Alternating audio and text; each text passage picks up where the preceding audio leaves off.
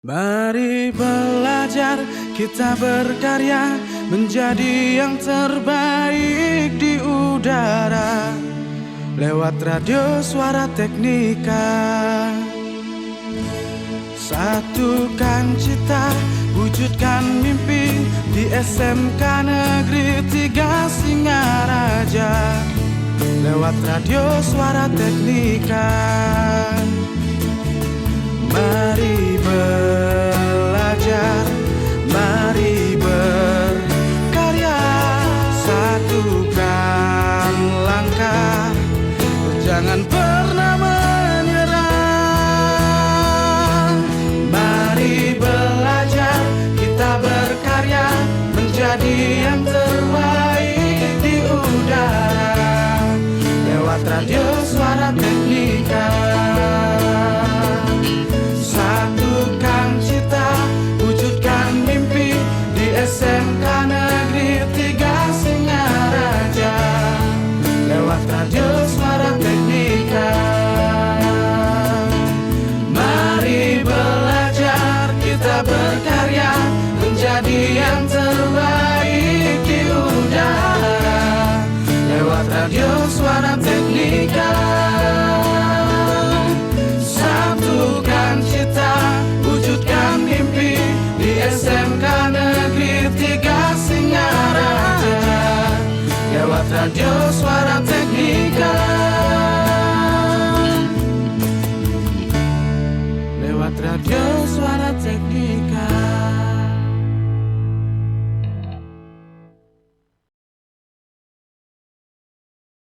The best mix of music. 107.7 FM.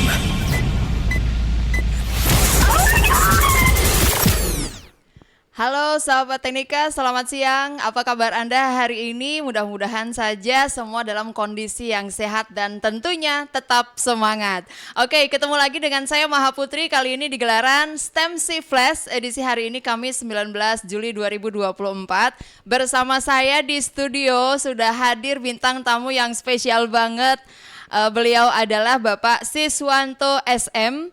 Beliau merupakan seorang trainer profesional dan saat ini bekerja di PT PAL Indonesia. Beliau menjabat sebagai Ketua LSP dan kemudian sebagai Manager Assessment Development. Selamat siang Bapak. Selamat siang Putri. Oke, ini panggilan beliau, panggilan akrabnya Pak Sis. Ya, Oke, dibocorin sama Pak Ahkam di sebelah. Oke, sahabat Teknika, mungkin Anda sering mendengar PT PAL gitu Pak ya. Nah tadi saya sempat tanya nih sama Bapak, PAL itu singkatan atau bagaimana? Nah ceritain nih Pak. Ya, terima kasih sahabat Teknika. Jadi PT PAL itu adalah nama PT yang didirikan oleh Pak Habibie tahun 15 April tahun 1980. Nah, sekarang 1980. sudah berusia 42 tahun. Oke, Ya, 1980 saya belum lahir malah. Sudah ada. Oh, saya baru tahu juga nih Pak bahwa itu pendirinya Bapak Habibie ya. Betul. Saking kecintaannya mungkin dengan dunia Ya. engineering beliau ya Pak ya. Ya. Oke. Nah, taunya kan gini Pak, masyarakat awam itu taunya kalau PT PAL itu urusannya ke yang berat-berat gitu, yang ada logam-logamnya, mesin-mesinnya. Nah, mungkin bisa Bapak sampaikan Pak, maksudnya lingkup kerja untuk PT PAL itu apa saja bidang usahanya? Dari untuk PT PAL itu adalah membuat kapal. Baik kapal perang, kapal niaga yang dibutuhkan oleh industri pelayaran. Oke. Nah, sampai sekarang disebut Inhan, industri pertahanan. Dari PT PAL adalah salah satu industri pertahanan yang ada di Indonesia. Oke. Nah, untuk pekerjaannya, semua pekerjaan ada di PT PAL. Nah, jadi kalau sahabat Teknika ingin magang di PT PAL, semua jurusan bisa magang di PT PAL. Karena di sana juga ada mesin, ada elas, ada komputer, ada elektronika, ada penggeraknya kapal itu ada semua di sana. Seperti Oke, itu. komplit Pak ya. Komplit. Kalau desain komunikasi visual, multimedia bisa nggak ke sana? Bisa nanti di humasnya PT PAL. Di humasnya PT PAL. Nanti silakan Oke. bisa membuka webnya PT PAL. Di sana sudah jelas semua, bisa semua kejuruan bisa masuk semua. Dan juga saya tekankan bahwa PT PAL adalah milik rakyat Indonesia. Oke, mantap. Semua bisa belajar di sana. Baik guru, dosen, siswa, mahasiswa, silahkan Oke. magang dan belajar di PT PAL. Iya, dengan catatan sih sebenarnya harus siap mental. Ya, betul. Oke, terima kasih Bapak. Ya sahabat Teknika, itu ulasan ya tentang PT PAL. Jadi kalau kita mungkin terakhir kemarin-kemarin itu pikirannya PT PAL itu identik dengan kapal, besi dan sejenisnya. Ternyata PT PAL juga membuka peluang untuk semua bidang untuk bisa bekerja karena banyak divisi ya Pak ya. Apalagi sekarang di era digital ini tentunya membuka semakin banyak peluang. Oke, sahabat Teknika, mungkin Anda bertanya-tanya PT PAL ini Pak Sis ke SMK Negeri 3 Singaraja dalam rangka apa? Kita sebenarnya kan sudah gini Pak ya, sudah kerjasama dari lama, khususnya untuk di konsentrasi keahlian teknik pemesinan dan teknik pengelasan. Nah hari ini beliau hadir dalam rangka gelaran workshop review kurikulum implementasi kurikulum merdeka di SMK Negeri 3 Singaraja, khususnya tentang sinkronisasi kurikulum dengan industri, begitu Pak. Nah mungkin Bapak bisa menceritakan Pak, kan kita sudah menjalin kerjasama dari lama ini Pak ya, mungkin dari sisi Bapak sebagai pihak industri yang kemudian sudah lama menggodok siswa-siswi kami di sana, menurut Bapak bagaimana kerjasama antara industri dengan sekolah itu seberapa penting Pak? Terima kasih Bu. Jadi untuk kerjasama dengan SMK Negeri 3 Singaraja dengan PT PAL itu sudah terjalin mulai tahun 2000. Jadi sekarang sudah 24 tahun. Iya, sudah 24 tahun. Dan sebagai pilot project asesor pertama kali di Bali yang ada itu adalah SMK Negeri 3 Singaraja. Jadi pertama kali pelatihan belum ramai-ramainya asesor seperti sekarang, SMK Negeri 3 Singaraja ini sudah mentrainingkan guru-gurunya sebagai asesor di tahun 2000. Oke, di tahun 2000. Dan sampai sekarang masih khususnya di permesinan masih tetap mensertifikasi anak didiknya untuk membuktikan bahwa sesuai dengan standar kerja nasional Indonesia. Dan sertifikatnya BNSP. Langsung. Dan untuk ke depan ini tetap akan dijalin kerjasama itu agar SMK Negeri 3 Singaraja ini tetap kualitasnya terjaga. Dengan dibuktikan dengan sertifikasi kompetensi. Kompetensi. Untuk Bapak Ibu gurunya juga sering magang di PT PAL. Sama ada yang 3 bulan, ada yang 1 bulan, seperti untuk mengasah ilmu, perkembangan ilmu di dunia industri. Makanya sekarang pentingnya kolaborasi antara sekolah dan industri agar sekolah tidak ketinggalan dengan apa yang ada di industri. Itu pentingnya kenapa kita harus melaksanakan sinkronisasi kurikulum, kerjasama sama industri, melaksanakan MOU industri, dan sekarang juga ada keputusan Presiden nomor 68 itu juga tentang vokasi, itu industri juga harus mendukung sekolah untuk melaksanakan revitalisasi sekolah agar nanti lulusan dari SMK tersebut bisa sesuai kebutuhan dari industri, seperti itu. Iya betul banget. Jadi tujuan dari sinkronisasi itu memang seperti itu ya Bapak ya.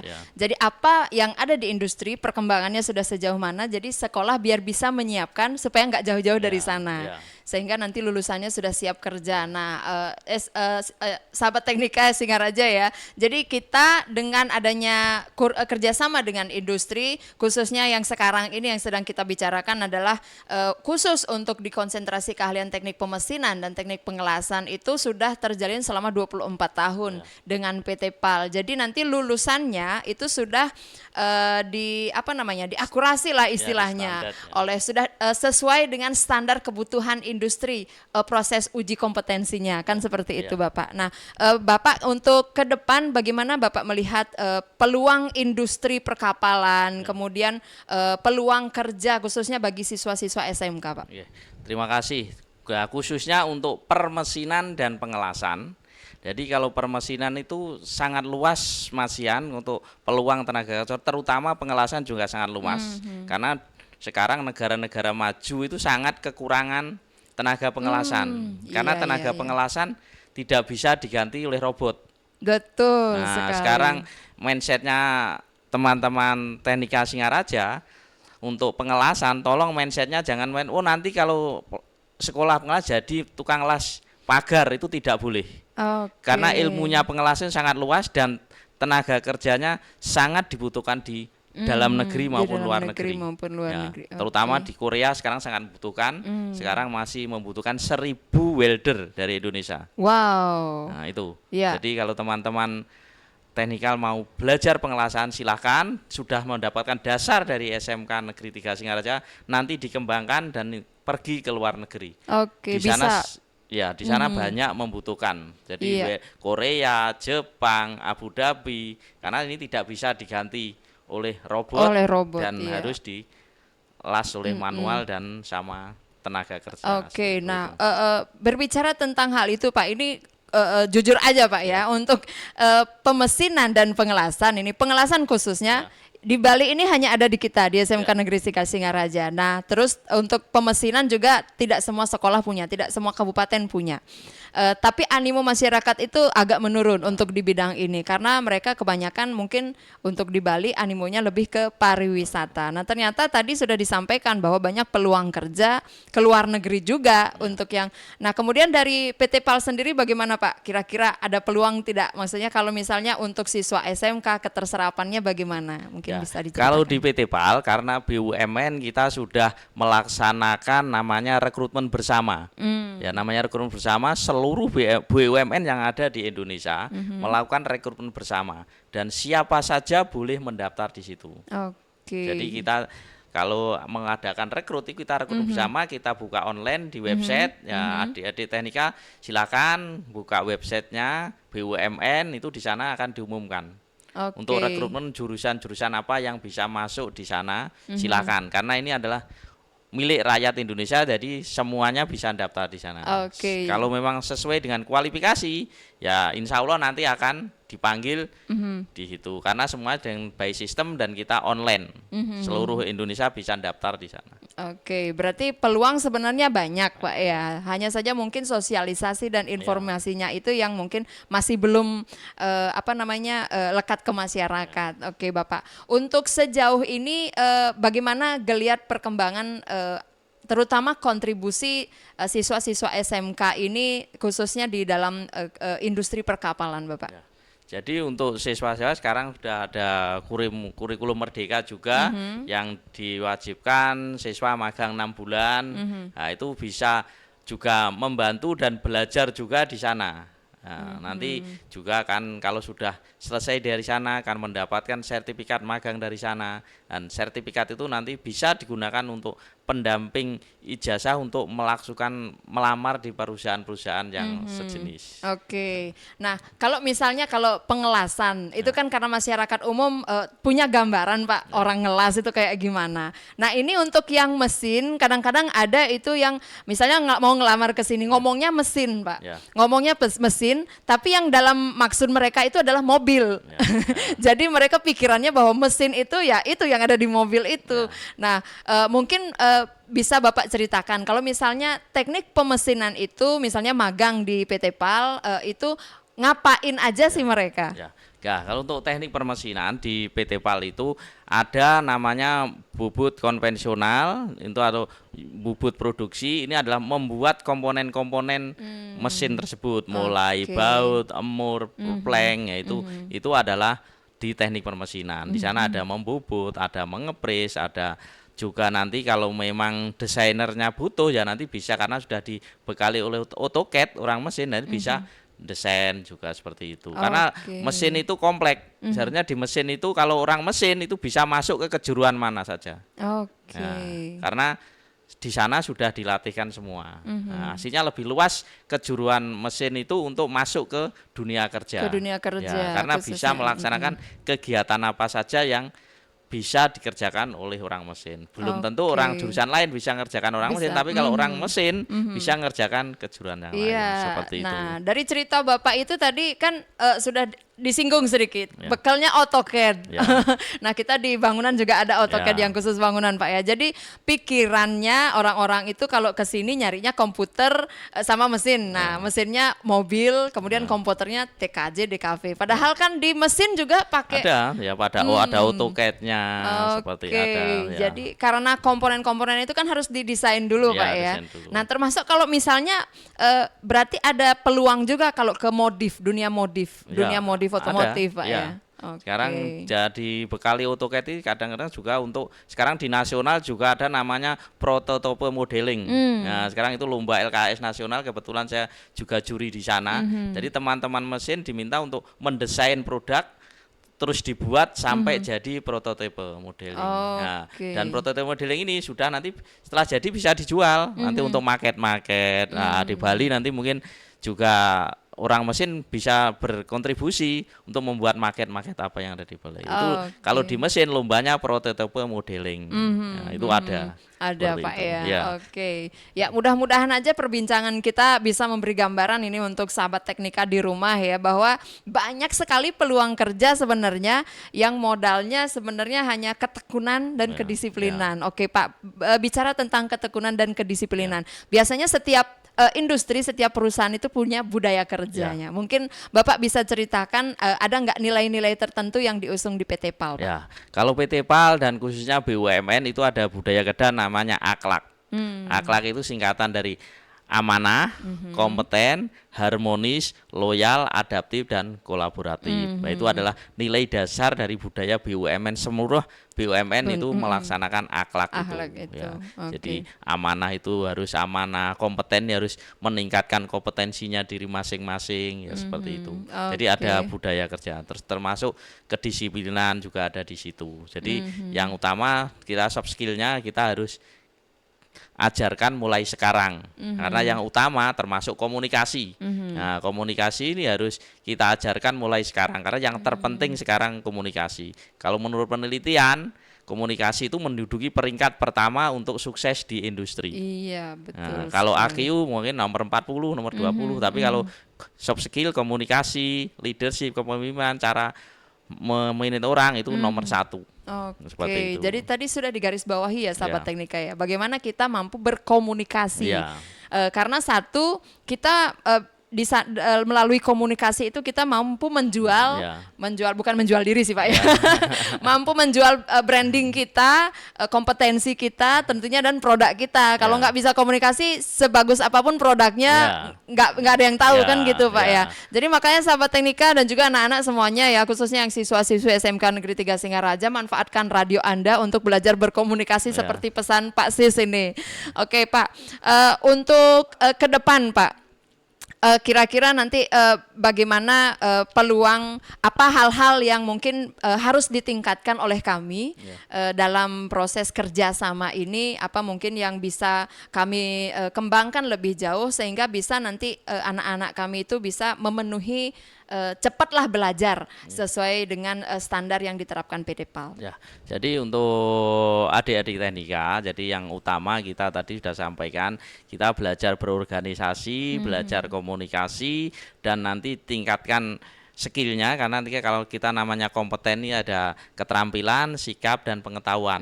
Nah, itu harus kita tingkatkan adik-adik teknika, jadi agar nanti kita dapat bersaing di dunia kerja.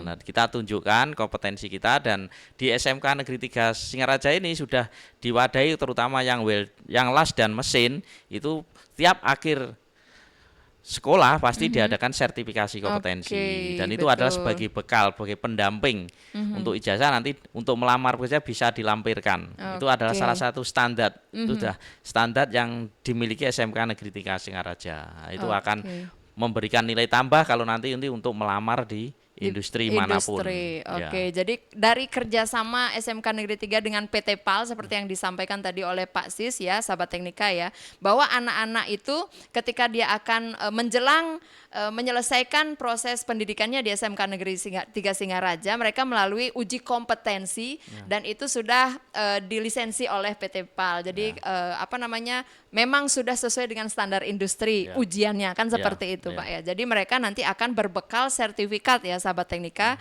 dan itu langsung dari BNSP seperti dari itu BNSP, Pak ya. Jadi kalau sudah langsung dari BNSP itu bisa digunakan untuk mencari pekerjaan dan berarti itu sudah terstandar ya sahabat teknika seperti itu. Nah terakhir nih Pak Sis, apa yang ingin Bapak sampaikan khususnya kepada siswa-siswi kami di SMK Negeri 3 Singaraja dan tentunya mungkin bisa sedikit promosi Pak ya, bahwa mesin maupun las itu punya potensi untuk bisa dijadikan lahan untuk menjadi sumber penghidupan yang layak lah gitu. Silakan Pak. Terima kasih ya, Bu. Jadi adik-adik sahabat teknika, jadi untuk adik-adik di permesinan dan pengelasan jangan berkecil hati karena contohnya di permesinan, di jurusan permesinan bisa masuk ke kejuruan listrik, bisa dengan belajar 1 bulan 2 bulan bisa masuk ke listrik dan ini juga sangat dibutuhkan di industri luar. Yang pengelasan dan ini tingkatkan kompetensinya. Di sini sudah mendapatkan dasar kompetensi pengelasan, kita tingkatkan. Nah, untuk bekal kemana? Bekal hidup nanti untuk kalau bisa mungkin mau ke Jepang, ke Korea. Ya di Korea itu gajinya sangat besar. 1 bulan itu 40 juta untuk pengelasan itu. Itu yang perlu di adik-adik ketahui. Bisa buka website. Bekerja di Jepang bagaimana syaratnya, bagaimana itu silahkan dibuka di sana karena sekarang di Korea itu membutuhkan 1.000 tenaga kerja 1.000 untuk tenaga bidang pengelasan. Ya, Oke. seperti itu. Nanti adik-adik bisa lebih belajar dari website bagaimana cara bekerja di Korea untuk bidang pengelasan dan permesinan dan di Jepang itu. Dan di Jepang juga. Ya, baik. Terima kasih banyak Pak Sis atas kasih. waktu dan cerita-ceritanya, sharingnya. Mudah-mudahan saja ini sahabat teknika yang sudah menyimak obrolan kita punya wawasan yang lebih banyak bahwa mencari jurusan di SMK Negeri 3 Singaraja teknik pemesinan dan teknik pengelasan itu juga bisa memberikan harapan untuk dijadikan profesi yang bergengsi ke depannya kan demikian ya Pak Sis betul. ya. Di satu sisi juga Anda jadi punya kompetensi, punya skill yang memang bisa diadu seperti itu. Oke Bapak, terima kasih sekali lagi atas kehadirannya di studio Radio Suara Teknika dan sahabat teknika, terima kasih juga untuk Anda yang sudah menyimak perbincangan kita dengan Pak Sis dari PT PAL Indonesia. Kita akan ketemu lagi di lain kesempatan. Sampai jumpa. Terima kasih.